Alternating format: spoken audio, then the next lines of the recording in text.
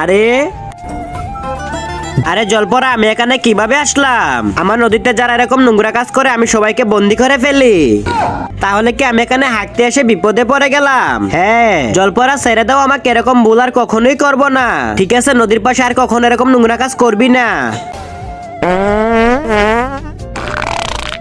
এই তো এবার আমি বাড়িতে সাহায্য করলাম, এবার আর কোনো বিপদই হবে না।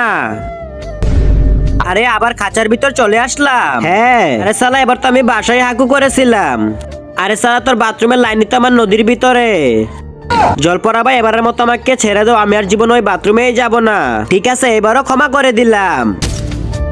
আরে এবার আমি নদীতেও হাঁকবো না, বাথরুমে হাঁকবো না, এবার পলিথিনে হাঁকবো। ইয়া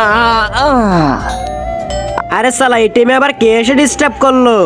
আরে এই পলিথিনে আবার কে হাগু করলো? ছি, দূর সালা, আমি আবারও কিভাবে আসলাম? এবার তো আমি পলিথিনে হাঁকু করেছিলাম। আরে সালা, তোর মা তো ওই পলিথিন তো নদীতে ফেলেছে। দূর সালা, শেষমেশ আমার মাই আমাকে ফাঁসিয়ে দিল। জলপরা, আমি আর কখনোই হাঁকু করব না। সেটা কিভাবে?